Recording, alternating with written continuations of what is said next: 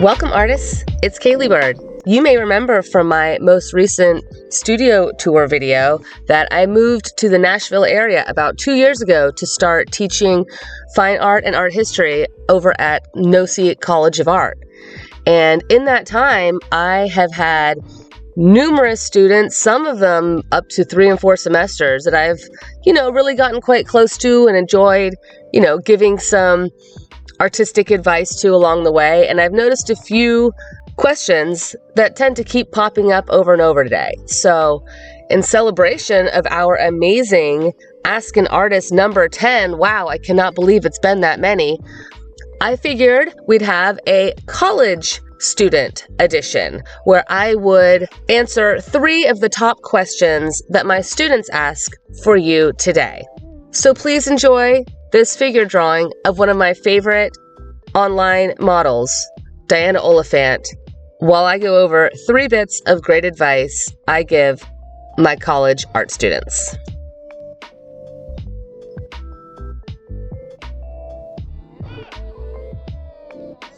Okay, so I figured we'd kick off today's video with one of the very first questions my students normally ask me, as in like the first day of class. I get a lot of this question. So number 1 is, should I invest in high-end materials like fine art materials, or is it okay if I just buy the student grade?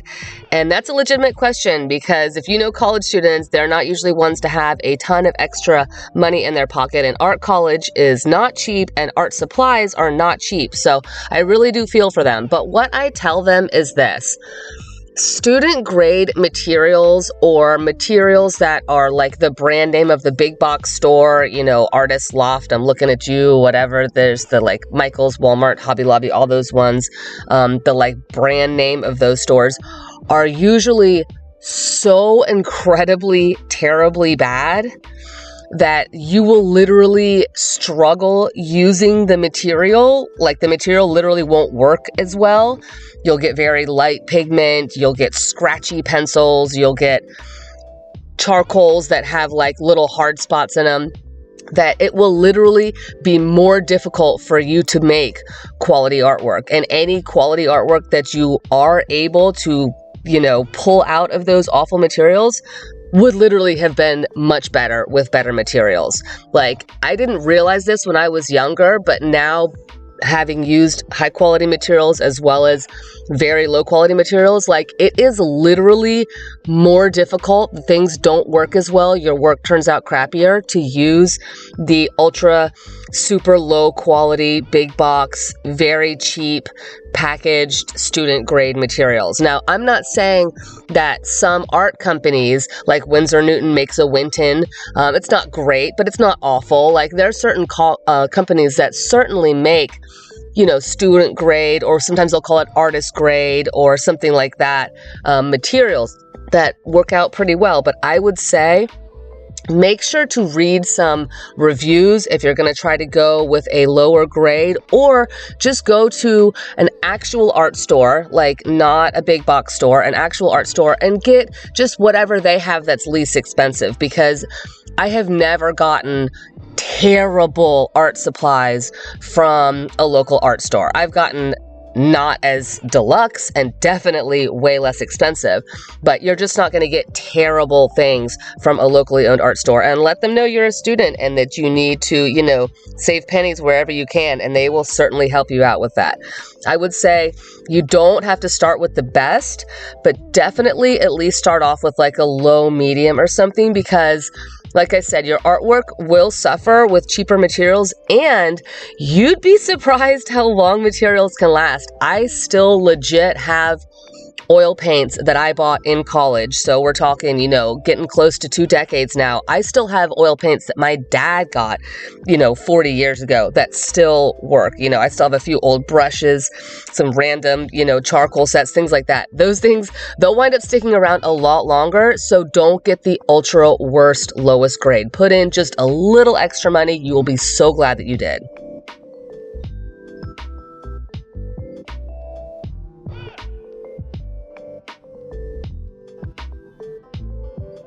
Now, these next two questions tend to be asked much later on and actually kind of towards the end of their experience over at NOC, usually towards graduation, and it will make a lot of sense as soon as you hear them. Number two is, what should I do when I first graduate?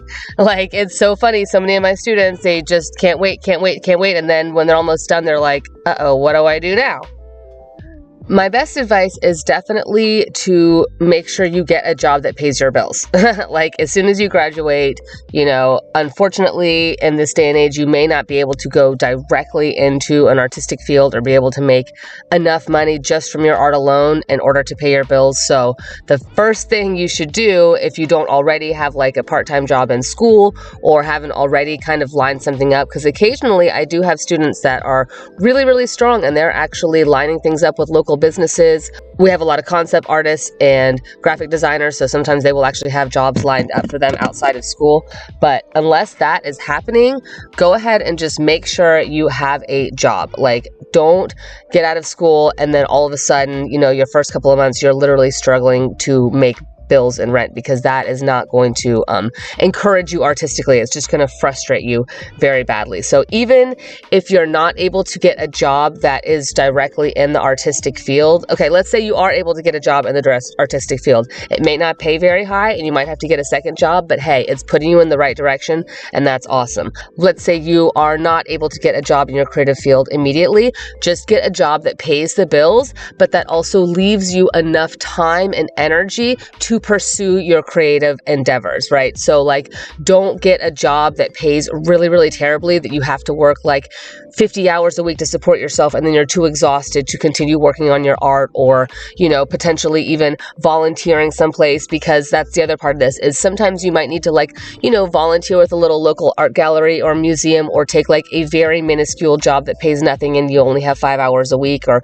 you only help with, you know, art openings, or, you know, perhaps you're helping a local artist. You could even be a local artist assistant or work at a frame shop or something like that. And some of those jobs might be very minuscule hours, or, you know, might be a little bit of volunteer work at first. And so you want to make sure that you're working a job that you can work, you know, 25, maybe 30 hours a week, be enough to support yourself, and then have enough energy to continue pursuing those creative pursuits. For example, I worked at 2 locally owned coffee shops for years, both in Charleston and in the Honolulu area, and I wound up getting so many different artistic opportunities just by meeting a ton of really productive, creative people. I just got my finger on the pulse of the town I was in and wound up just meeting a ton of creative people, getting opportunities from meeting them. Everybody knew that I was an artist because, you know, they would see me and we'd talk, and, you know, it's just, so even what I'm trying to say is, even very small little local jobs about town that can just kind of get you known with local folks, you would not believe how many different creative endeavors get opened up to you if you put yourself in the right position to get them. So no job is too small, no community is too small. You can definitely make contacts in any kind of place if you really try.